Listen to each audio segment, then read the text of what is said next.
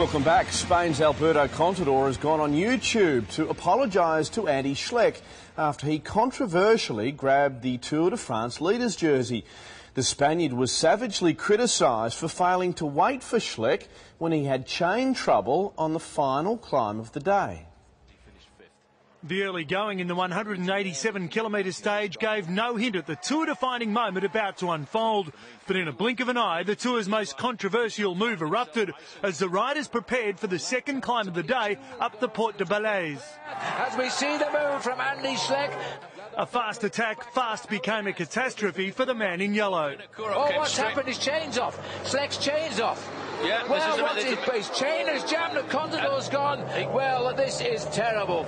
The moment dividing the cycling community as Contador broke the age-old gentleman's agreement and danced on the pedals away from the stricken Schleck. This is when fair play, Phil, has been thrown out of the window.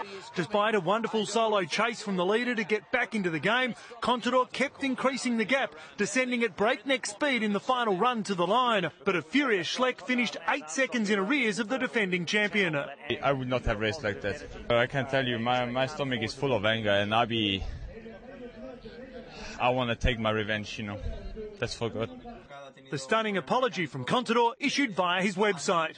En la última subida, la carrera estaba totalmente lanzada, pero yo siempre lo zanjo con que lo volvería a hacer, ¿no? Este tipo de cosas que han pasado hoy. But the steely-eyed glare said otherwise as Schleck conceded yellow for the best young riders white before the controversial Contador took the top honour. Ian Cohen for Sports Tonight.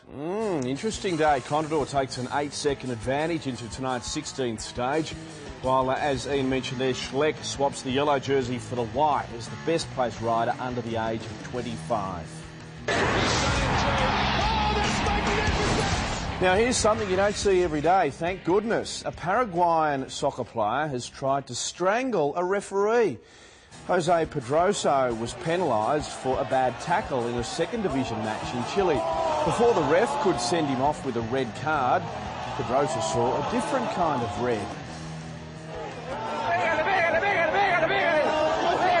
Pedroso made another attempt at the ref before teammates tackled him. He has now quit the club and returned to his native Paraguay. Commonwealth Games glory beckons for archer Pat Coughlan 10 years after he suffered a severe spinal injury. Coughlan hurt himself while performing an exercise with the Army Reserves. Now he is aiming for Delhi gold. Archer Pat Coughlan suffers every time he draws his bow. It was a pretty chronic back injury. I pretty much couldn't sit any time at all, stand in one spot. Probably for about 18 months to 2 years, I spent most of my life on a couch. Pat suffered the injury in 1999 when he fell down a hole serving in the Army Reserve. It also drove him out of his government job. But he was determined not to let it drive him out of competitive sport. Tried tennis and then couldn't walk for a week, so my wife took my tennis racket off me. Tried golf a little bit, ended up on the couch again for another week, so she sold my golf clubs. Family friend Ted Templer suggested archery, and within 18 months of re-entering the sport he'd dabbled with as a child, Pat was winning club competitions, shot at a world event, and then won the national title. And Pat puts an enormous amount of time and effort into anything he does, and it was very pleasing to see him develop so quickly.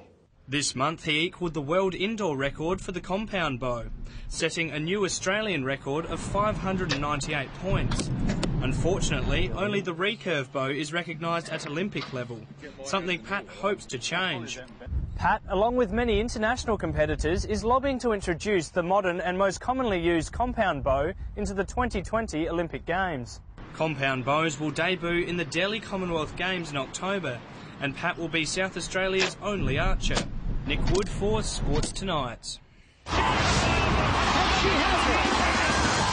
The Australian Short Course Swimming Championships wrapped up in Brisbane over the weekend with one of the standout performers, New South Wales sprinter Matt Abood.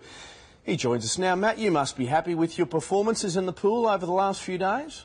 Very happy, thanks. Yeah, it was good to get back on the podium after March and after a long European summer we had, and to come and deliver in Brisbane was very happy. I was very happy. Now, Matt, you're in good form. You would appear perfectly primed for a medal assault at the Pan Pacs and the Com Games, but you're not going. What happened? No, I guess that's the thing, I guess, about sprint freestyle, that it's so close now, especially within Australia. Everything needs to go right for that 50 seconds or that 22 seconds that you race for. So if you make sort of one mistake here or there and it costs you 0.2 or 0.3 of a second, you can end up on the wrong end of the field, and I guess in my situation, not off to Delhi. So did you identify those couple of mistakes that you made in qualifying and what you can do to rectify that? Yeah, I did. One of the things I guess I was having trouble with was my turns, and I think I've rectified that problem, and that showed, I guess, in Brisbane last week. And then some explosiveness off the blocks. I'm always a little slow off the blocks, so that was one of the things my coach Grant Stolwander and I tried to work on, and a few of the things that I put together in Brisbane that saw me come away with gold. Yeah. Now, confidence is always up after a win. You defeated Eamon Sullivan up there in Brisbane. That'd be great for you, just to know that you can beat the best. Yeah, it is. It's always good to beat Eamon. I'm fortunate enough to train with him, so we sort of push each other to the limits every day in training in the gym, and I guess in competition as well. It's good to have him there, and we're good friends as well as great competitors, so it's great to compete against him and train with him, and I look forward to the next few years of good competition with him as well. Now, Matt, you're a tall fella. I might just ask for the people at home, in a short course race, a 25-metre event, how many strokes per lap in a 25-metre distance? I guess in the average lap I'll be taking around 13 or 14 strokes. Wow. Yeah, okay. Cool, good. Hey, Matt, you're not going to the Pan Pacs, you're not going to the Com Games, but we certainly wish you all the best, and fingers crossed you might be heading to the London Olympics. Thanks very much. Thanks for having me. Good on you, Matt. Thanks for joining us here on Sports Tonight.